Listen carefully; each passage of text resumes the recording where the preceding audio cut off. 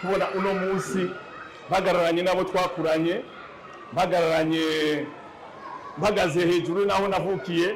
Jewe navukiye ngaha Première Avenue numero 1, ni ngaha niyo navukiye, niyo nakuriye. Hanyuma nashaka ndababwire yuko no mu gutangura kudandaza natanguye kudandaza ajya mu isoko mu Kinama, hanyuma nigiye kuri Sainte Famille do Kinama. Urumva yuko ndi umunyakinama akwije amategeko. Ngo mbega wageze ngaha gute? Nageze he mbega? Ndubona ko tureha, ndubona ko dusa, yababeshe rero. Je namwe turi kintu kimwe, honnête, ariko kuba bizigirwa mugakora cyane gose, mukamenya kwihangana, apana kugira itamwe ivy'uwundi nduzwe yabirose. Hanyuma mugaca bubaha n'Imana. Ndagusavye, ndabizi cyane yuko uri kondane yo kuba umukuru wa Siyoni. Siyoni ni mutoya cyane, hari abantu bakuru biwe bateye imbere cyane gose, bashoboye gukora neza kurusha uko nakoze. Yes, welcome ladies and gentlemen, muraho murakomeye zirakomeze neza murose mwiriwe canke mwamusevana muri. My name is Franny, the answer in African TV. So ndagwikaze yose ugwatwina mu Burundi, mu Rwanda, muri Tanzania, muri Kenya, muri Congo, Iburaya, abari muri America, muri Australia, mu Swiss ndetse nguru by'abantu musi ndabaha ikaze ni African TV kuri mushashwe ishene yacu. Ndagusaba kugira subscribe. Yes, nkuko mubona turi muri quartier Kinama. Ati rero hameze gute? Ni quartier Kinama, ni imwe muri quartier yavukiyemo abagwizatunga bagiye batandukanye. Mpereye kuri wa mbere n'umugwizatunga Siyoni yakuriye ngahanya muri quartier ndetse yakoreye n'imigambi igiye itandukanye. Niho yatanguriye botike yiwe ya mbere, yayitanguriye ngaha nyene. Yes, rero muraza kumva byinshi bigiye bitandukanye aho yavuze ibigiye bitandukanye kuri quartier koko yayibonyemo byinshi bigiye bitandukanye, aroho yayironkeyemo ndetse ashinga intahe zigiye zitandukanye. Ni mu kibanza yariko arugururamwo microfinance umuco muri quartier nyene ya Kinama. Yes, kugira ngo umuntu agira hagera nuko aba yarakoze, nuko aba arevyisha aba yaraciyemwo, aho kandi aratera intege n'urundi gwaruka n'abandi bantu bose abifuza kumera nka Siyoni. Ndazi ko nawe wahuri hose uvuga ati icoma nkamera nka Siyoni. Yes, mubana na twebwe muraza kubona byinshi bigiye bitandukanye. Ni African TV, ukiri mushasha gira subscribe, ako nimba ugomba kururanirwa kenshi mu buzima bwawe. Nagibona ko umwaka uri kurahera ndetse no gutangura umwaka neza kugira ngo uzo mu boss uzo mugwiza tunga, raba wige nk'ivy'abandi kumbure kugira ngo na discipline iri mu bituma ushika kure. Yes, asante sana, muraza kubona byinshi bigiye bitandukanye. Karibu sana. None nawe umuco microfinance woyibwira iki muri kano kanya kubona ugomba ukiburete ndabisari bigomba bikuza imbere, woyibwira iki umuco microfinance? Umuco microfinance nobanza gushimira umuntu yiyumviriye kino cyiyumviro, kubera ko atwembe dusabe gukorera hano hanyene hafi bidusha bitworohera kuza turaduma mu tufaranga twacu mu gitondo tuzimbuka kandi tudutora dusubira ku kazi. Urumva yatumwanza n'ibintu bikaze cyane, ahubwo n'ibindi azobo tumwangamo cyane gose, tumume twiryohererwa cyane gose. Imana muheza amashusho atuduce microfinance, Imana ibahezagire atuyatuzemo ahantu hatwegereye cyane gose. Rero kubw'ivyo nagomba subira n'abaremeshe tukabana twitwara neza, buri muntu barashobora kumuha amaburete atahana. Ivyo rero babwiye mu matwi, rero mwitonde cyane gose. Aha rero umuco microfinance irakwiye agasuzuguro abanywanyi bayo, ahandi irugurura kiyamuna agacagenda kwimenya. Sibyo none erekurajya nawe urajya none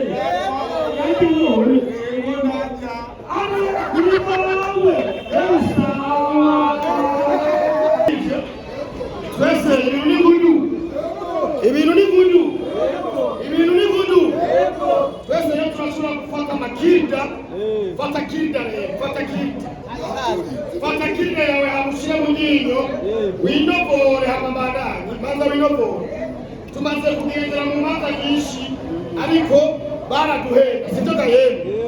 Turiburete ikwebuka umusipimuka burete originale, ahandi baduha amabulete tugakozwe mu ibumba bugufu ugashikuka.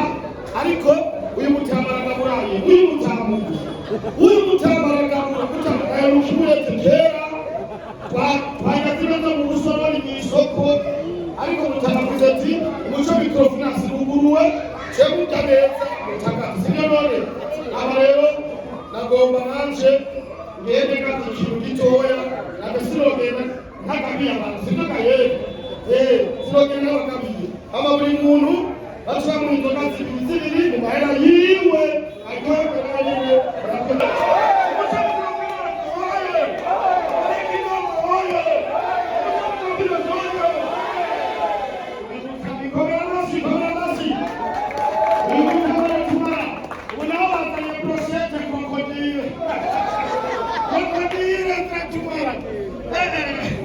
ibintu birakomeye cyane rwose kwa Mutama nta kidahani hera rero yamaze kuryoherwa yamaze kubona ibintu ngene bimeze abavyeyi bamaze kusigana ntimwaryohewe none ntimwaryohewe naje namaze kuryoherwa rero ukakugira nk'iyi kera rero nakoze cyane gatwandanye kirumugisha cyangwa kubikura ukoresheje pesa plan turiko nuko gashaka rero numire nubaha ngaha nasubira iwabo sinjagaye ariko rero hari ingere n'agaheta hari ahantu umuntu agera naho ubona rusagana gute adafata hari ahantu Imana ishira umuntu ivyiwe bigahagarara uko nyene uyu Mutama tumwongera amashyi rero nakuze namwumva mugabo nagiye kumubona ndetse rero hari abandi bantu batera imbere agasavuga ati nawe sijya abana banje barya nawe iwacu barya ubu rero nagiye sinzogaruka sibyo ariko ibishinga nayo biciye ngaho muri kano kanya birerekana ko arafise ikiganza cyiza n'umutima w'igowe tumuha amashyi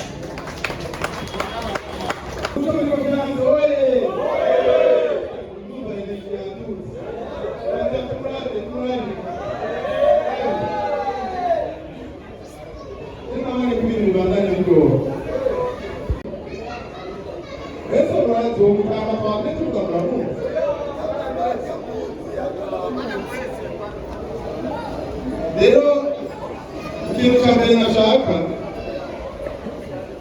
ni uko nzi neza yuko hari izina tuzi mugabo benshi batarashobora kubona n'amaso yabo rero iyo zina mwumva ryabwiye rigaruka ni umwe mu bashinzwe gushyira igitare yabo muri umuco microfinance akaba yarayiteye iteka kandi akaba yihagarariye akayishyigikira kugira ngo dushobore kwangana duteza imbere niyo twese mpamvu yo kuba bagenda reka neza ubu rero ikibazo twifuza ndafise umugenzi yakunda akazi cyane abantu wa muntu akora cyane kabisa ukayibona dushatse kuvuga ko azoshika kure ko azotera imbere twese twaca tumwita Siyoni rero tugaca twibaza none umuntu wese akora ariko arashyiramo ingufu ababaye Siyoni reka rero uvango turi umunsi icyo kibazo twese twibaza ko twagize Imana akadutera iteka agashika ngaho reka tumubaze ubwo buhinga yakoresheje ninda atifuza kumera nkawe gahita ntabwo sawa hariho ikiganiro twirije kare bavuze ngo bavuga ngo ntiri kwifuza ubundi nabaca batatu none abantu b'Imana rero nifuza kumera nka Siyoni nzobacumura ati icyo cyaha nzocemera ndagigoye rero turibaza ingene ibidashoboye gukunda kugira ashike nkaho yashitse rero twavuga ngo musabe iteka Mutama adutere iteka ashike ngaha atubwire iteka mwabigenjeje gute ko tubizi yuko hariho benshi bagerageza mugabo ntibashobore gushika kuri iyi ntambwe ni ubuhe buhinga ni akahe karenge mwakoresheje kugira uyu munsi tuba turi ngaha twese twumva ko icyifuzo cyacu ari uko twomera nk'abera murakoze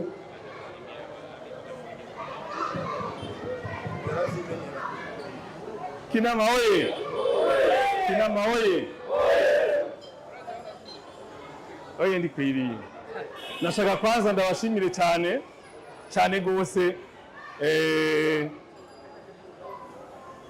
ariko imbere yuko tubandanya ijambo je nibaza yuko baza bagatwongera urwagwa hanyuma bagaca baduhereza n'ibyo dufungura.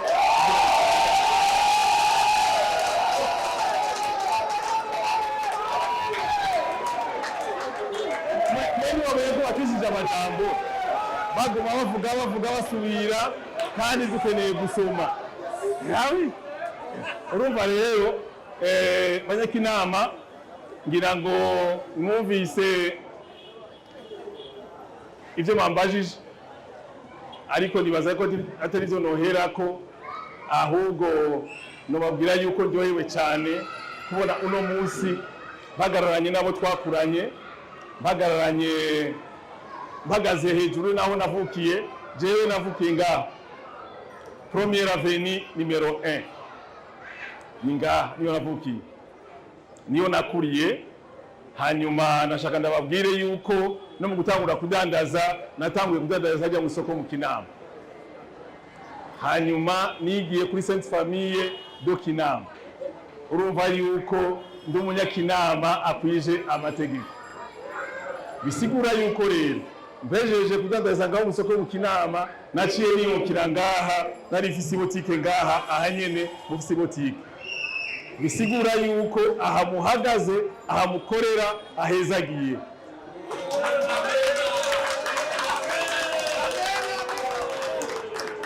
Harahezagiye niko babivuga kubera yuko nyikorera ngaha narakora nguko abandi bose bakora, ariko sinibaza yuko uno munsi noba uwondi, nibaza yuko ari impuhwe canke ari gushaka kw'Imana. Rero icyo nobabwira igituma mwabonye nakurikiye Umuco Microfinance kuza kubashigikira nuko nzi yuko najewe iyo ntaronka abanshigikira sinari kuba ndi uyu ndi. Nico gituma namwe rero iyi Microfinance muyishigikira nayo ikabashigikira. Hanyuma yambajije neza cyane ngo mbega wageze ngaha gute? Nageze mbega ndubona ko tureha, ndubona ko dusa, yababeshe rero je namwe turi kintu kimwe, kirinduri kimwe. Nico gituma ntibize bibatangaze namwe mugerageza mugatangura gukora cyane kujya abanyakinama warayibonye yuko murakunda akazi cyane, murakunda akazi cyane gose. Natangaye muyandi makartier ubu bose bambaye amakaravati bari mu minsi mikuru, ariko raba mwebwe muri kubikorwa. N'ubu ndazi ko twabagoye kugira ngo tubasabe yuko muze gushigikira iyi Microfinance. Iyi Microfinance rero Umuco sinibaza yuko ari Microfinance isanzwe. Narabasavye ndababwira jewe mvuka mu Kinama, none nta kuntu mugenda gushigikira abanyakinama kugira ngo biteze imbere mubashigikire, baca barabwira yuko bazobikora. None uyu munsi urabona yuko babikoze. Zize mu maramaze rero mubashigikire, uzobagora mufashe na jewe ndabavugire. Utazoba afise garanti ambwire ndamushigikire kugira ngo bamutoze bamwidene.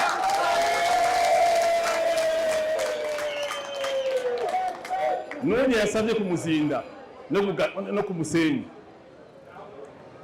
Murazi yuko umuntu akiri mutonya yaraja no kurangura imisigati yari yakumuzinda ku musenyi hose ndahazi, kumuzinda ku musenyi, mu Kivoga, mu Itenga, mu Rubirizi.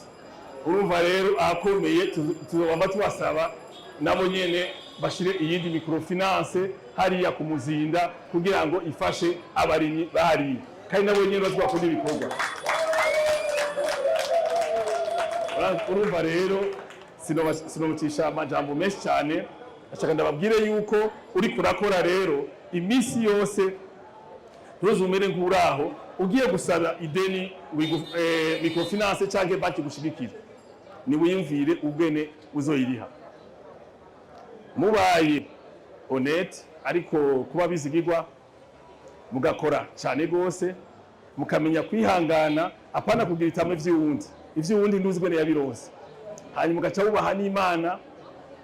Ndagusavye ndabizi cyane yuko uri kondane yo kuba umukuru wa Siyoni. Siyoni ni mutoya cyane, hariyo abantu bakuru biwe bateye imbere cyane gose bashoboye gukora neza kurusha uko nakoze. Nicyo gituma rero namwe nimwakora cyane, ndababwiza ukuri mu myaka iri imbere uzosanga ngaha muri mwebwe habaye abasiyoni barenga 30 kandi birashoboka. Iyi migisha rero bazaniye microfinance igiye korera wabo na Siyoni, ntimuyigishe camugerageza muyifumbatire muyifate, ndazi yuko mu misi zoza mwese muzoba mwahezagiwe. Ndashaka ndabashimire cyane rero, nshimire n'abaduterekeye, nshimire n'abatugaburiye, ariko urwagwa ruvimwe unyongera nibatwongere, kandi bariko tubanyura neza nitubavunire umuke, nibagerageze baduhe rero. Murakoze cyane. Aweki nama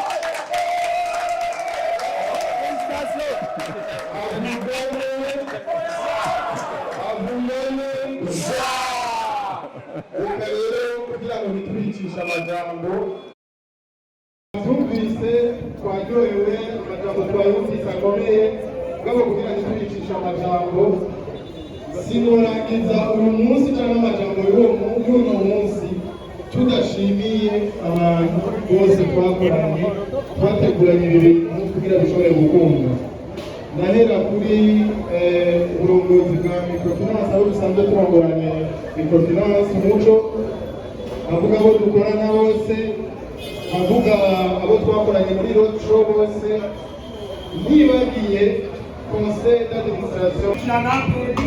Reka rero hama nanje nagomba shimire bimwe bivuye ku mutima umuco microfinance. Umuco microfinance aho muri mwese mwikomera amashyi. Nasubiyemo umuco microfinance aho muri mwese twikomera amashyi. Murazi mpamvu ndabivuze kubera iki? Mutama yaranyiyumviriye ko arambwira ati mutima ngo nawe uje mu bandi urafise umuryango uronye urayakoze. Mutama nagushimiye. Mutama mu gisagara kuharerera abana batatu zicoroshe. Muvyeyi ndagushimiye, Imana ibakwiriye, ishaka mama ndagishimiye, nari kubigoye. Simeze sinihangana ko ukuri adarusa amahera y'inzu, ndarusa narimeranye ibiro 10 bya Kirundo, narimeranye umusekretera atoye, narimeranye amakara, nukuri sugushikuza. Muraza koga mu gisagara umaze kumutwara akamenya yuko uzinanye na Siyoni, imana nasubira kurya. Ariko mutama ndashimiye aho nahira ndakwitana wowe inyama azeye imisi 3. Ukuri ndashimiye kubera sishoroshe, kandi mwameze neza, mwameze umushahara ukwiye, ngiye kwiyungunganya ikiyongereko namaze kugura konti ngaha.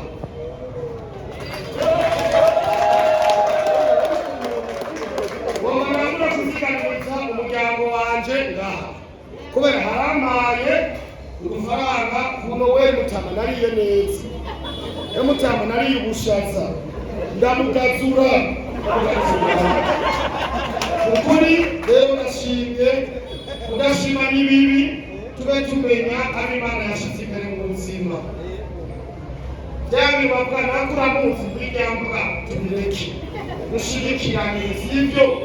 Umuco microfinance ni iwacu, ziganyamwe amahera, itware neza. Nutwara amahera udashoboye kuriha, jewe nzosaba kreda nuko mbonye yuko bikenewe, kubera iki gihe biragoye. Nakoze umuryango wanje urabashimiye, bari bamaze imyaka 3 batarya inyama.